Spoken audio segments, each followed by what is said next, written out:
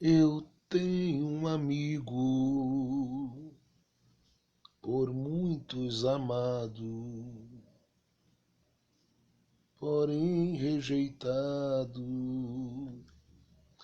por muitos também, nas horas incertas, é meu conselheiro, leal companheiro, que afeto me tem. O mundo não vê no amor sua luz, não ouve nem crê na história da cruz, mas eu contemplo no imenso universo real em meus versos. Seu nome é Jesus. O mundo não vê no amor sua luz, não ouve nem crê na história da cruz, mas eu contemplo no imenso universo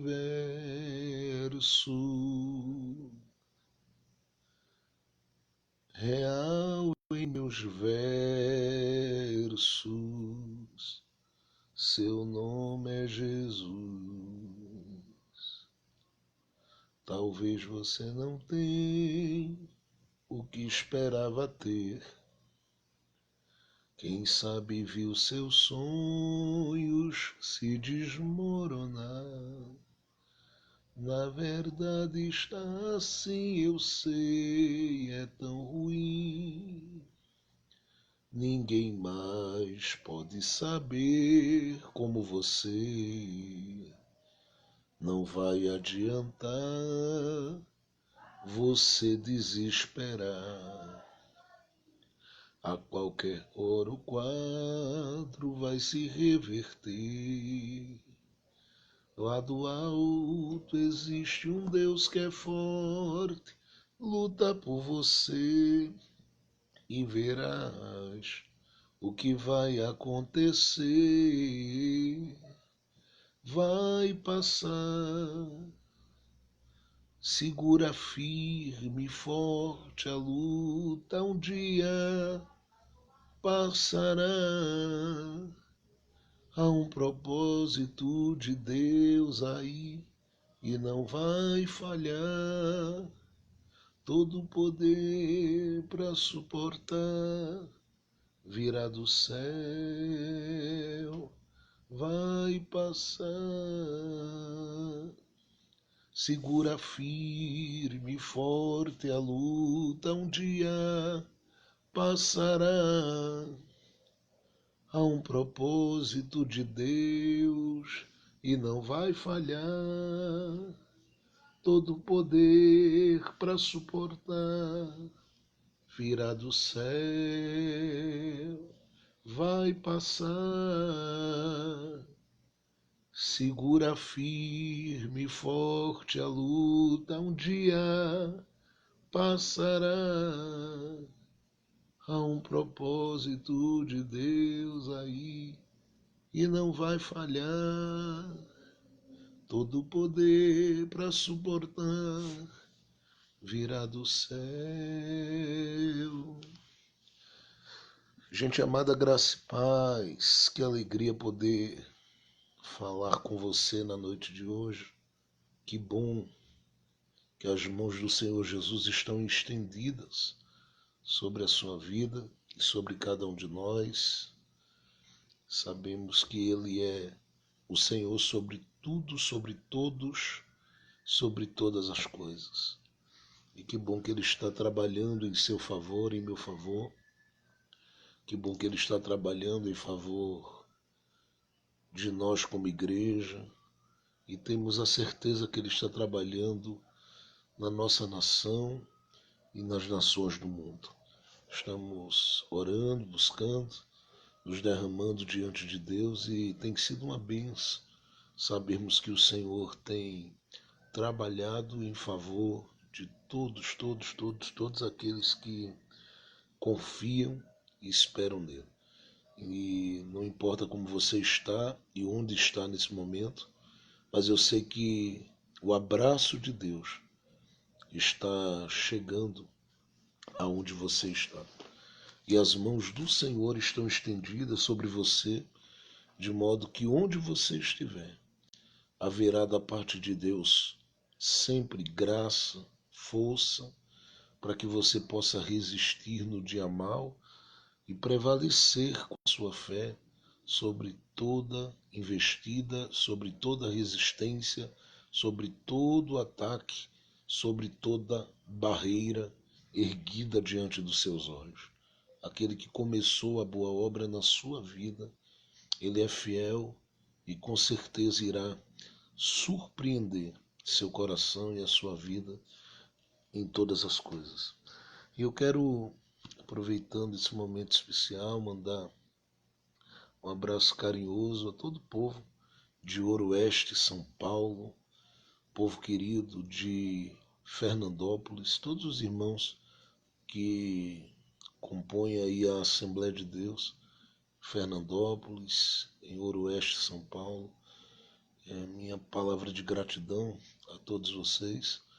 Estávamos programados, para estar viajando ontem pela manhã para São Paulo, passagem de avião já comprada, mas devido ao Covid-19 e todas as coisas que têm acontecido, tivemos que remarcar aí a passagem, mas estamos com o coração muito de rever os irmãos nessa terra amada e querida de Fernandópolis e de Ouro-Oeste, São Paulo, assim também como o povo de Santa Fé do Sul e todos os queridos irmãos que a gente teve a oportunidade de no ano passado e já também há algum tempo conhecê-los. Eu quero deixar uma palavra de Deus para o seu coração nesse dia, mas quero também enviar um abraço a um povo carinhoso de Salvador, Bahia, mandar um abraço ao povo de João Pessoa, mandar um abraço a todo o povo de Deus na minha cidade do Recife e aos nossos queridos pastores da DCN, que Deus os abençoe grandiosamente, mandar um abraço carinhoso a todo o povo de Deus no Ceará e Fortaleza, todo o povo de Deus em Caruaru, e mandar um abraço carinhoso também a todo o povo de Deus em Cipó, Bahia. Que Deus abençoe todos vocês e possa abraçá-los poderosamente neste dia. Eu quero ler o texto da palavra de Deus com você e quero estar falando sobre as desculpas da mulher frustrada. E essa palavra se aplica a todos.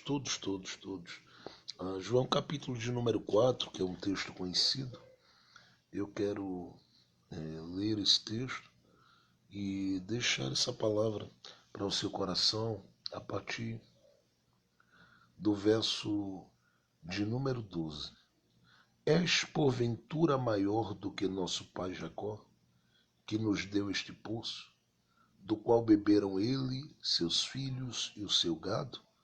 Respondeu-lhe Jesus e disse: Qualquer que beber destas águas, voltará a ter sede. Mas aquele que beber da água que eu lhe der, não terá sede jamais. Pois a água que eu lhe der se tornará nele em uma fonte que salta no seu interior, jorrando para a vida eterna. Então a mulher lhe disse: Senhor, dá-me desta água, para que eu não tenha mais sede, nem venha aqui buscá-la. E disse-lhe Jesus: Vai, chama o teu marido e torna para cá. Ao que lhe respondeu a mulher: Não tenho marido. Sou uma mulher frustrada. Jesus lhe disse: Bem dissestes, não tenho marido, pois 5 maridos já tivestes, e esse que agora tens não é teu marido. Isto dissestes com verdade. A mulher lhe disse: Senhor, percebo que és profeta. Nossos pais adoravam neste monte, e vós dizeis que é em Jerusalém o verdadeiro lugar onde se deve adorar. Ao que Jesus lhe disse: Mulher, crê-me que esta hora está próxima, quando nem neste monte, nem em Jerusalém adorareis o Pai. Vós adorais o que não conheceis. Nós adoramos o que conhecemos, porque a salvação vem dos judeus. Mas a hora vem, e agora é em que os verdadeiros adoradores adorarão o Pai em espírito e em verdade, porque também o Pai procura a qualquer um desses adoradores que assim o adorem. Deus é espírito, e aqueles que o adoram devem adorá-lo em espírito e em verdade. Ao que lhe disse a mulher: Sei que o Messias chamado Cristo há de vir, e quando ele vier, nos declarará toda a verdade. Leio o último versículo e deixo essa palavra para a sua meditação. Verso 26. Jesus respondendo disse-lhe: Eu sou, sim, eu que falo contigo. Estas palavras são muito especiais e pregadas de forma tão constante. E o que a gente tem aqui é o diálogo de uma mulher que revela a sua frustração, principalmente no que diz respeito aos relacionamentos que ela tinha vivido e estava vivendo. Como toda mulher, ela é alguém cujos olhos voltam-se para cima, e eu tenho certeza fazendo uma série de perguntas. E uma das perguntas que eu penso que brota da alma daquela mulher é a seguinte: por que logo comigo? As decepções tinham que acontecer. Esse questionamento que eu penso que brota do coração e da alma daquela mulher é o questionamento de tanta gente, que particularmente na experiência que já viveu ou que está vivendo nos relacionamentos, já foram espancados violentamente pela decepção. Eu me refiro a tantas pessoas que acreditaram, que apostaram, que se doaram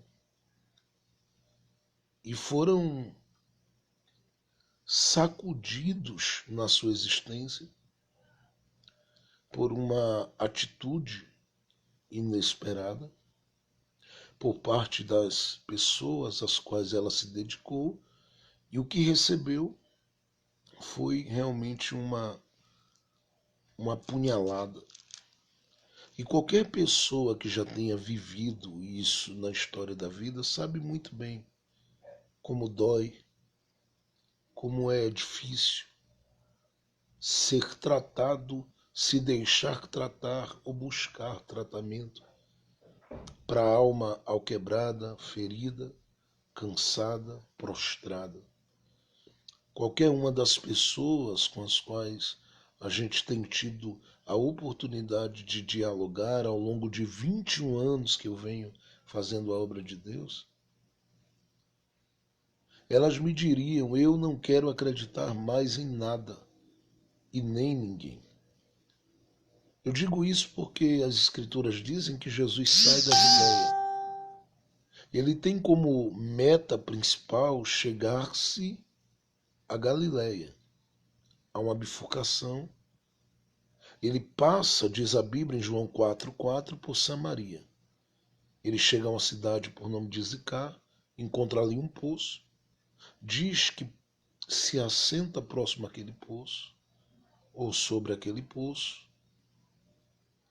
quando de repente, em um determinado horário, vem uma mulher tirar a água daquele poço.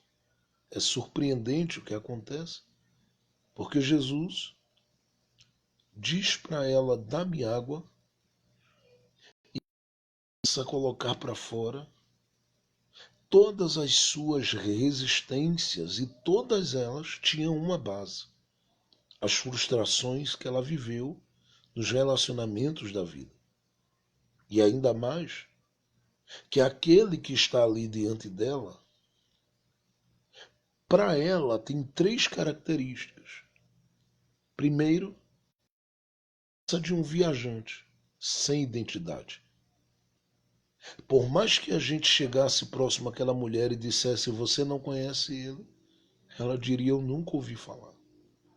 Ele é para ela um viajante sem identidade. Segundo, ela nos diria claramente: ele não passa de alguém que nada tem. E porque nada tem, nada é. Eu digo isso porque quando Jesus pede água, ela está olhando para ele.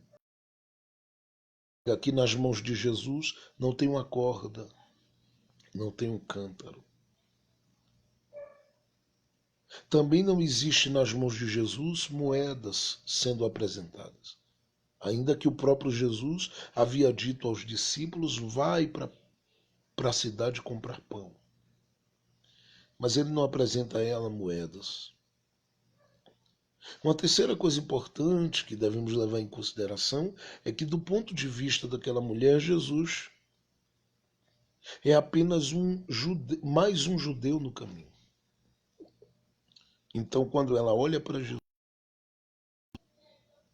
ela o vê como concorrente na adoração.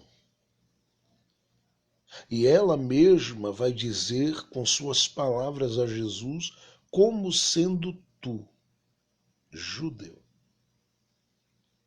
fala comigo ou pede algo a mim que sou samaritana.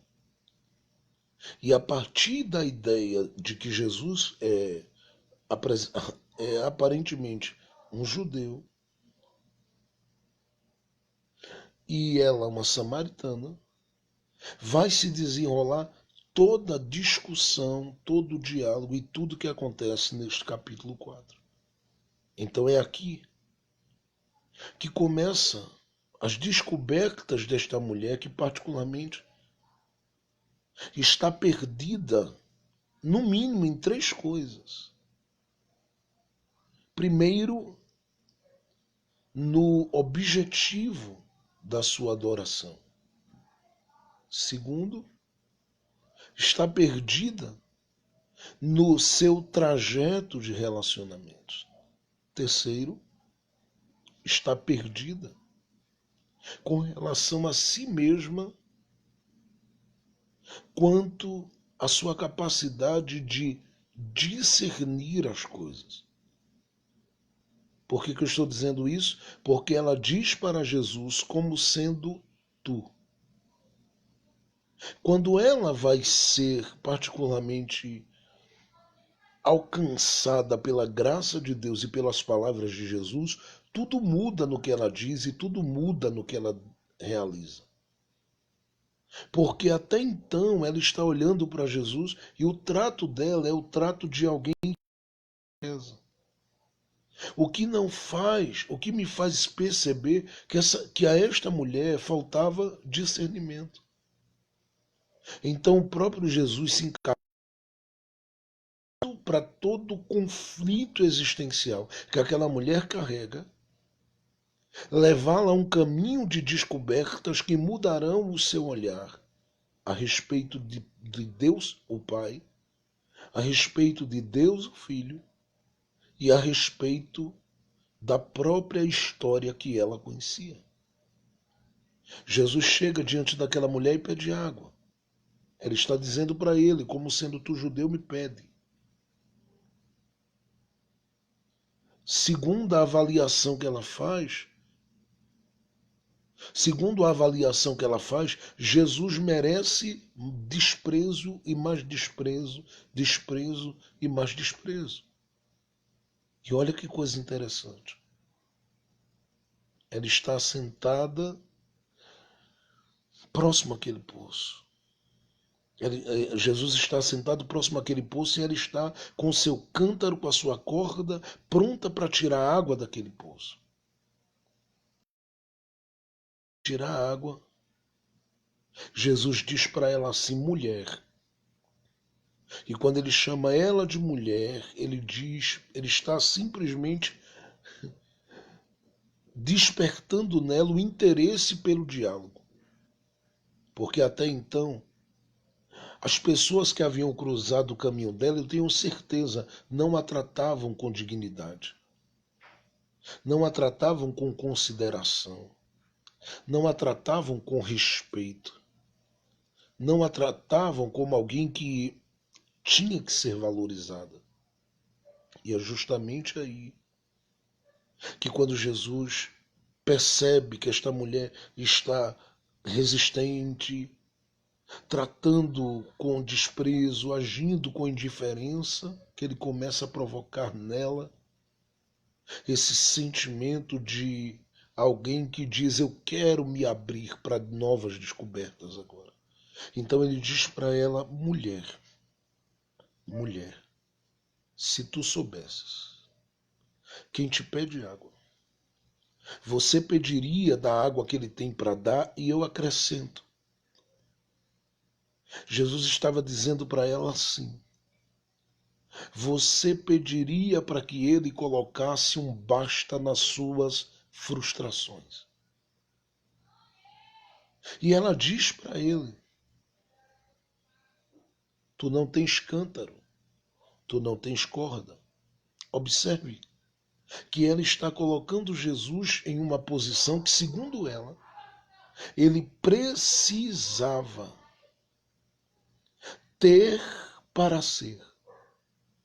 Só que Jesus estava deixando claro para ela que ele era, apesar de não ter. Então ela diz para ele, tu não tens corda, não tens cântaro. Como tu dizes que tens água?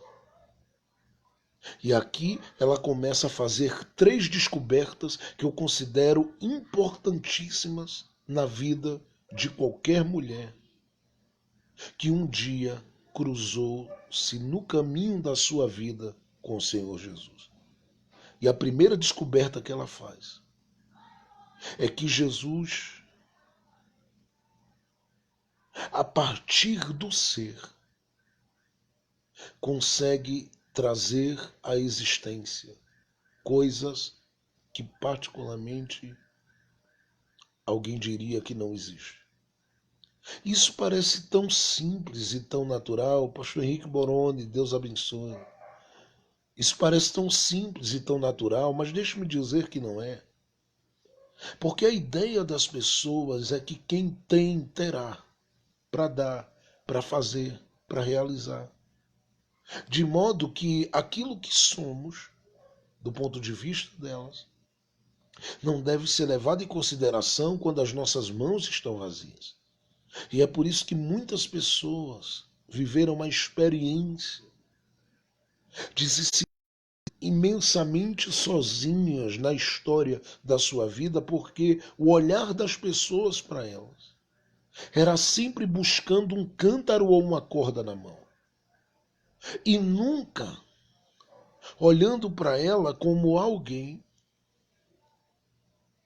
que, mesmo não tendo, tem muito para oferecer. Jesus está fazendo aquela mulher descobrir a partir daquele momento que ele não precisa de corda para ter o que ela precisa, que ele não precisa de cântaro para ter o que ela precisa. E observe que ela não entendeu a colocação de Jesus, porque Jesus começa pedindo água e agora já está oferecendo. E ela diz para ele, se tu não tens, como podes dar? Porque a ideia dela é simplesmente agarrar-se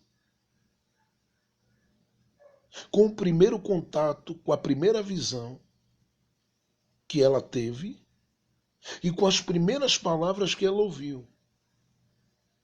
E não deixar que o livro, com a sua história, vá se abrindo para que ela descubra que aquele que estava ali pedindo água é um rei. E até ela descobrir isso vai custar, porque para ela ele não tem aparência de quem tem.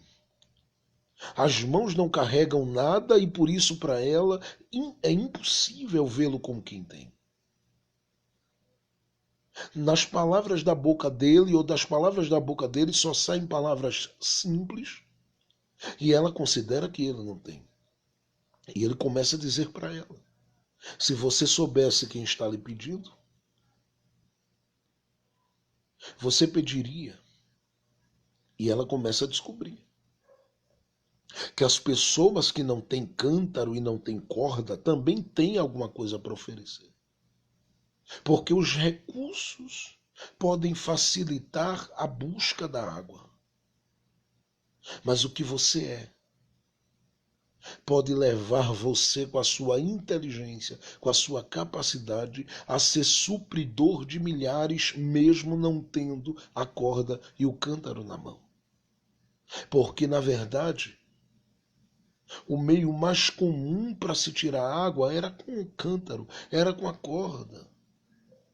Só que Jesus está deixando claro para aquela mulher e fazendo com que ela descubra que Deus deposita nas vasilhas mais simples água viva. E por mais que alguns, ao avaliarem a sua vida, a minha vida, eles considerem muitas vezes que nós não temos nas mãos o que você carrega aí dentro. É o que vai te fazer continuar sendo um canal de bênção de Deus na história da vida de outros. Porque o que Deus depositou aí, ainda que não seja percebido, ainda que não seja visto, ainda que não seja considerado, é algo grandioso. Em segundo lugar, essa mulher vai descobrir que o próprio Jesus não pediria água sem estar ciente de quem nós somos e de como vamos responder. Porque, na verdade, Jesus já estava preparado, eu vou dizer de novo, Jesus já estava preparado para a resposta que ela ia dar. É por isso que quando ela o trata, quando ela, melhor dizendo, o distrata, ele não vai responder à altura da resistência, da indiferença e da amargura que ela transmite ao proferir as palavras que ela estava proferindo aos ouvidos de Jesus. Jesus puxa a rédea, mas dá a ela o direito de ser o que ela é, de responder como ela quer responder, sem colocá-la contra a parede. Muito pelo contrário. Ele poderia dizer para ela: já que você está me negando, eu também te nego. Imagine se Jesus tratando comigo e com você, ele fosse nos tratar com base nas respostas que nós damos ou que costumeiramente nós temos dado a ele. As nossas respostas nunca o surpreenderão. Por mais que você abra os seus lábios, sua boca e diga algumas coisas que machucam o coração dele, você nunca terá a condição de surpreendê-lo com as suas limitações, com as suas falhas, com os seus pecados. Tudo que você é, tudo que você faz, saiba disso. Ele sabe e já está pronto para o nível de resposta que você tem. E é por isso que, mesmo tendo para a sua vida uma grande vocação, ele não vai falar sobre ela. Ele vai continuar oferecendo do que ele tem para dar. E é por isso que ele vai dizendo para ela: eu tenho água. eu tenho água, eu tenho água. E ela diz, tem água? Mas como? E ela continua respondendo asperamente. Ele, no lugar dele, não perde o equilíbrio e vai ajudando ela a descobrir que ele está sempre pronto para as respostas que ela tem para dar. Ainda que as suas respostas sejam respostas de coração maltratado pela vida. Ainda que as suas respostas sejam respostas de alguém que foram machucadas por uma doença. Ainda que as respostas da boca dela sejam respostas de uma pessoa que viveu uma experiência de perdas, de dores, as quais abriram no seu coração uma ferida tão grande que parece que não vai sarar. O próprio Jesus está dizendo: seja sincera e ponha para fora. Sua dor, sua tristeza, suas lágrimas, suas angústias, coloque tudo para fora. Porque tudo que você é, tudo que você tem, tudo que você diz, jamais poderá alterar nada do que ele é e do que ele sente por você. Por isso Jesus continua o diálogo, dizendo para ela: eu tenho água. Eu tenho água. E o que é que ele está dizendo para ele? As palavras dela são muito sérias. Ela está dizendo para ele assim, verso de número 11: tu não tens o cântaro ou a vasilha, não tens a corda. Onde, pois, tu tens água viva? E olha o que ela vai dizer para ele, e continua falando.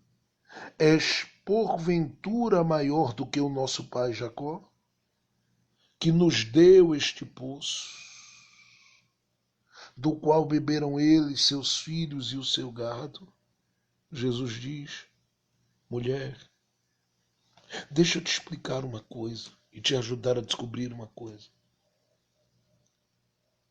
Você nunca me surpreenderá por suas palavras de revolta, de rebelião, de tristeza, de agonia. Deixe-me falar com você, mulher. Todo aquele que beber desta água tornará a ter sede, mas aquele que beber da água que eu lhe der jamais terá sede. Jesus está ajudando ela a descobrir que ela não surpreendeu com o que ela é. Ela não surpreendeu com o que ela disse. Muito pelo contrário. Ela o ajudou a identificar os seus conflitos e começar a trabalhar em cima deles para torná-la uma mulher curada para sempre. Porque Jesus trabalha com a gente identificando os nossos conflitos, as nossas dores, os seus medos, as suas agonias. E quando isso começa a ser expresso, ele começa a dizer a você: você só está assim porque você visita um poço que não te sacia completamente. Você só está assim porque você bebe da água de um poço que não te responde à altura da tua necessidade ou da necessidade da sua alma. Então essa mulher começa a descobrir. Eu não surpreendi com o que eu disse. E agora, Jesus vai mostrar para ela também que ela não o surpreendeu com o que ela perdeu. Porque ela diz, então dá-me desta água. E ele diz para ela, chama o teu marido. E sabe o que ela diz? Eu não tenho. Jesus diz, eu sei que não. Você teve 5 maridos. E o que você está agora não te pertence. Não é teu. Naquele momento, aquela mulher é impactada. Ela sofre o impacto violentíssimo. Porque quando ela ouve aquilo, ela começa a dizer assim: Tu és profeta, Jesus. Tu és profeta. Eu pensava que tu eras apenas um viajante sem identidade. Eu pensava que tu eras apenas um homem que andava por aí, mas que não tinha nada. Porque eu olhei para as tuas mãos e não vi cântaro nem vi corda. Mas eu preciso deixar claro também que eu não discerni o que o Senhor carrega aí dentro, nas palavras que o Senhor proferiu aos meus ouvidos. Mas agora que tu estás me dando esta palavra de revelação, eu estou começando a me desarmar. Então Jesus começa a mostrar para ela: eu sei que o seu problema começa no poço. Você vem, bebe e continua tendo sede. Eu sei que a sua segunda frustração está ligada ao fato de você apostar demais nos relacionamentos que você teve e tem na vida, e não obter desses relacionamentos a resposta que supre teu coração e a tua alma. Terceiro, ele vai olhar para ela e ela diz assim: Senhor, nossos pais adoravam neste monte.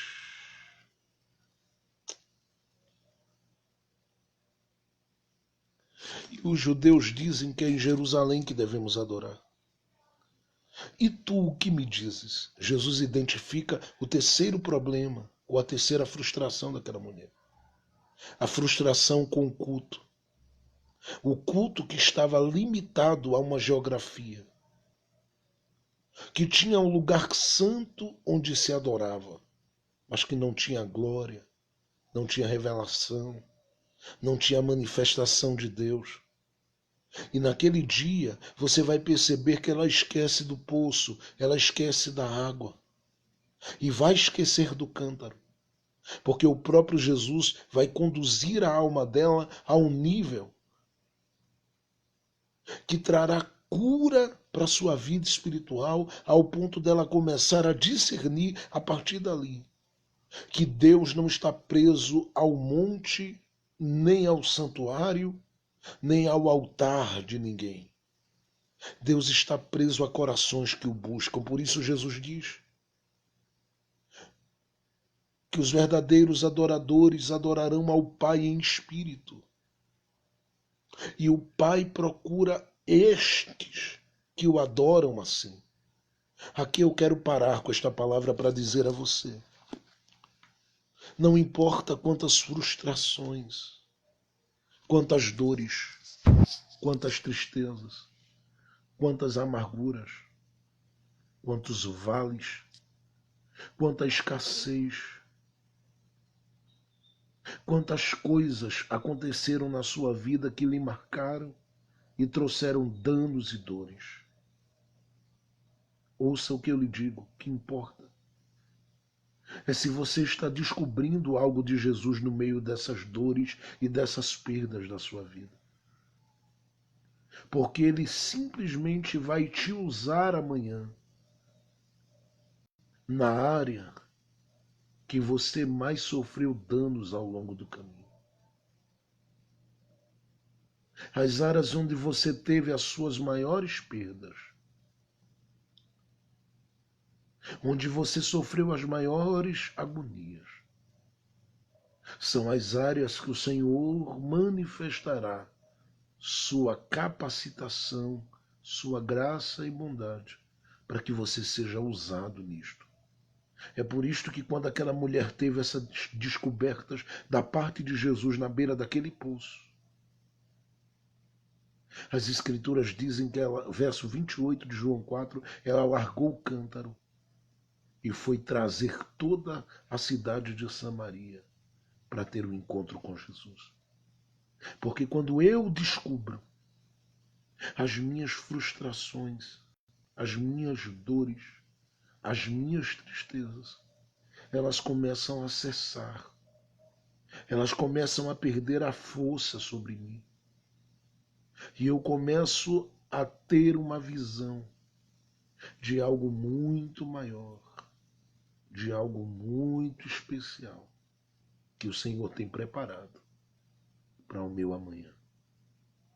Talvez nesse exato momento você está aí se sentindo tão vazio, tão vazia, tão cansado, tão cansada. Mas Deus vai te ajudar a viver todo o bem que Ele tem para a sua vida. Apenas não se deixe vencer pela frustração. E você faz isso resistindo, dizendo: não, eu confio, não, eu creio, não, eu sei quem Jesus é. Ele já se revelou para mim no poço. Ele já abriu os meus olhos. Ele já abriu o meu entendimento. Ele já me deu uma revelação. E Ele já está me conduzindo para o seu bom plano, para o seu propósito, para as coisas que Ele tem preparado para a minha vida. Jesus vai cuidar de você. Jesus vai cuidar da sua casa. Jesus vai cuidar das pessoas que você ama. Ele vai te abraçar e te fortalecer em todo este caminho. E vai fazer com que lá na frente você entenda o porquê o caminho foi marcado por tantas dores, por tantas tristezas, por tantas lutas, por tantas adversidades.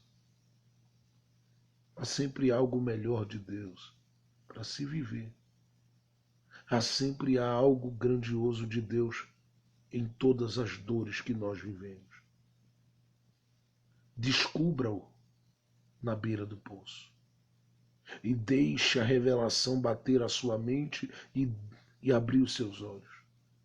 Porque a partir daí você vai ver que nenhuma frustração, nenhuma dor, nenhuma mágoa, nenhuma tristeza é maior do que o Senhor tem preparado para a sua vida, para a sua existência. O fim será de alegria. O fim será de gozo. O fim será de paz. O fim será com você se alegrando em Jesus, porque Ele jamais te deixará terminar sua jornada de diálogo com Ele sem certeza, sem convicções e sem respostas à altura das suas feridas. Pai, que estão sendo alcançados e que serão alcançados por essa palavra, que todos sejam banhados por Tua graça, que hajam derramar sobre esses corações de paz, de alegria, de vida e esperança. Visita a Tua serva, irmã Renata, que teve a perda do seu esposo esses dias. Nós sentimos muito, Senhor, pela dor da sua filha. Que o Senhor abrace agora a vida dela, da sua família, assim como tantos e tantas que precisam do Teu cuidado, da Tua atenção, que precisam do Teu abraço, que precisam do Teu fortalecimento. Que todas essas pessoas sejam banhadas pela Tua unção e que haja, Senhor, da Tua parte agora, uma revelação ao coração, uma revelação à mente, de modo que tudo aquilo que havia cessado de discernimento no coração comece agora a ser ativado novamente. E a tua filha, o teu filho agora sejam confortados, fortalecidos, renovados agora, de modo que o Senhor se revele com autoridade e graça sobre a vida dessas pessoas. Nós abençoamos, Pai. Nós declaramos vida, nós declaramos saúde espiritual. Nós declaramos da tua parte revelação, direcionamento e cura. Que assim seja, Senhor. Em nome de Jesus. Em nome de Jesus. Que Deus abençoe você.